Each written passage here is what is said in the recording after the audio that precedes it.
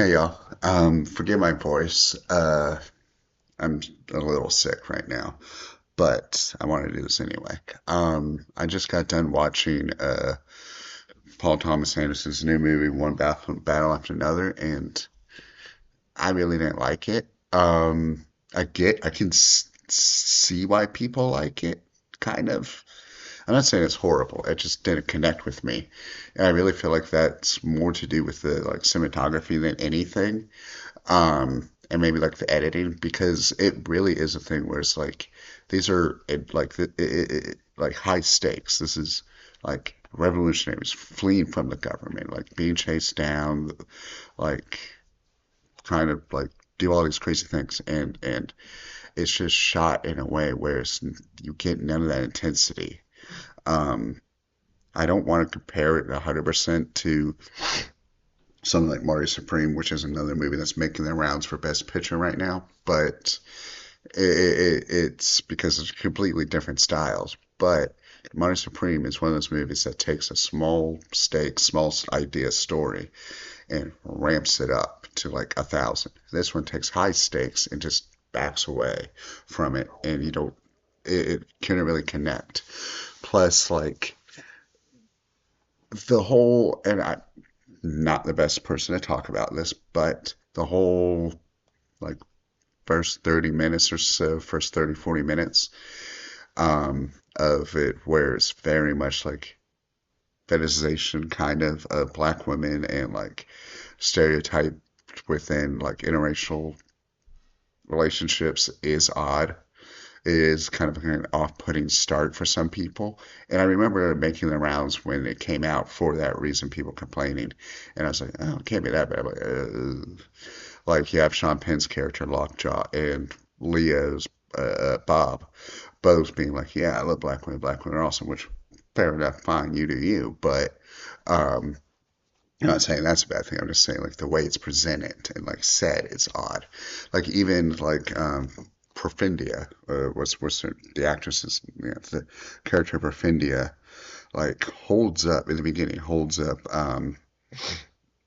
Lockjaw and says, "Hey, get up," but you know, not stand up, like get up for no real reason. Like, I guess he was saying to embarrass him or something. I don't really know the point of that part. Um, and then like you have names that feel like okay, yeah, they have that. You have those two characters. Then you have uh what's her name? What's her name? Alana Haim from Licorice Pizza. She plays Mae West. She's in a interracial relationship, which once again fine. But like it's the person she's with, like, oh, I love white women kind of thing. It's like once again, like, why does this need to be like done? Like, what is the point of this? Um, it just felt off. Like the delivery was off. It felt like once again compared to a different person entirely, but it felt very Tarantino-ish in its way of handling it. Um, and I do have to wonder, like, I don't want to say like, oh, because PTA is a white dude, he can't really write that. It's like, well, maybe that could be something. I don't know. Once again, not the right person to say this, but like, it is telling to me at least that like this is PTA's first movie with like black heavy leads, and it leans into that way of like talking about it and stuff. Like, look, man, this may not be for you, but plus you have a character whose name is Jungle Pussy, and it's like, okay, I love Boogie Nights. This character, like, you could just make Boogie Nights again. Like, Boogie Nights 2, I would have been 100% down for. Like, I don't want to come off as like a PTA hater because I do like Boogie Nights. I do like, love Boogie Nights. Love Licorice Pizza when I saw it. Love There'll Be Blood. And then I could appreciate Phantom Thread for what it is. Like Phantom Thread has like similar vibe in terms of like its emotional disconnect, but that's more to do with the movie. That's specific for that movie. And this one feels like it is emotionally disconnected from everything for no discernible reason. Unless it's like, oh, like the only way I could see it justified is like um Bob's supposed to be like just drugged out of his mind the whole time and doesn't care.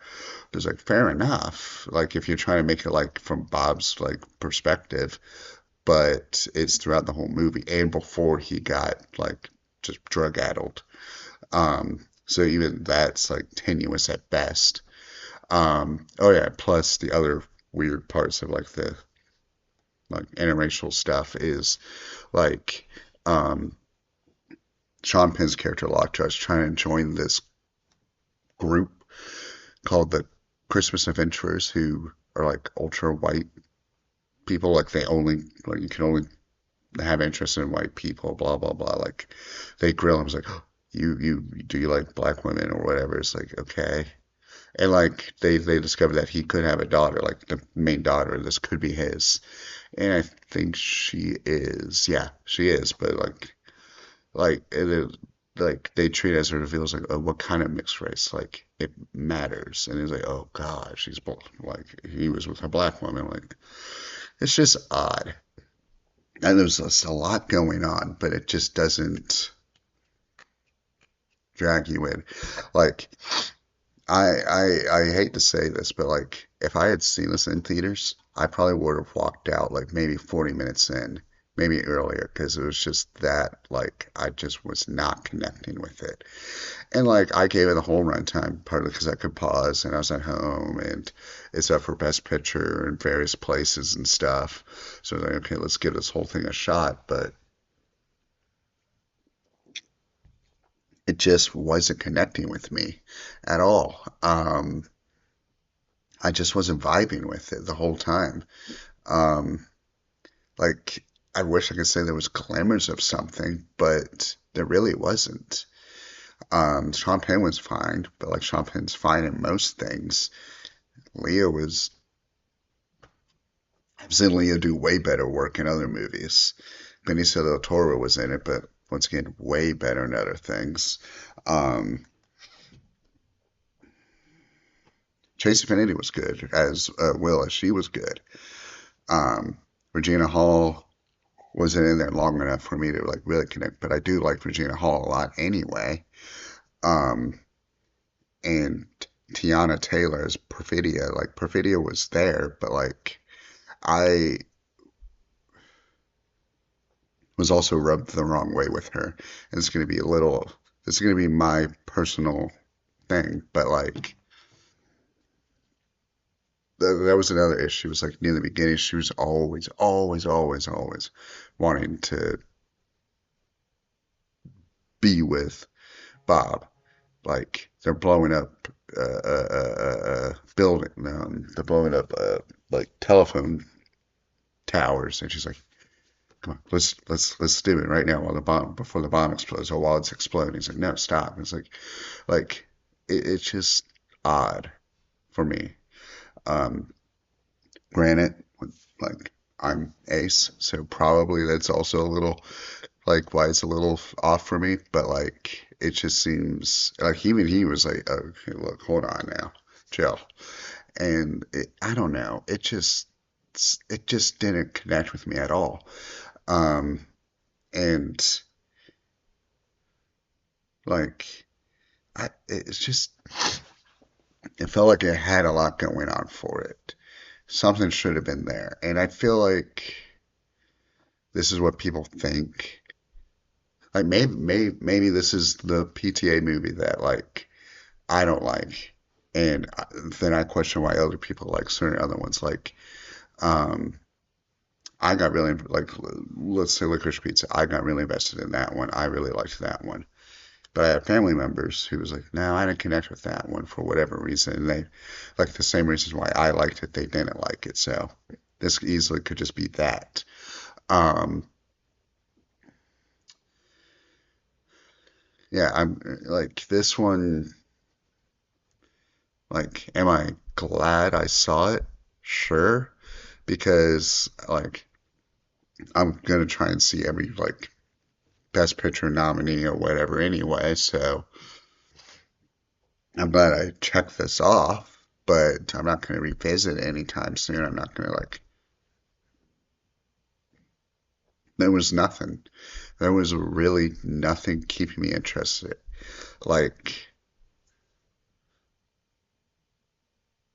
I just didn't care about any of the characters. I didn't feel invested in any of the story at all because it's really more about, it's not about the revolution. It's not about trying to stop the government. It's really about Sean Penn's character trying to find his maybe daughter and like proving that he's not racist while joining a racist group. That,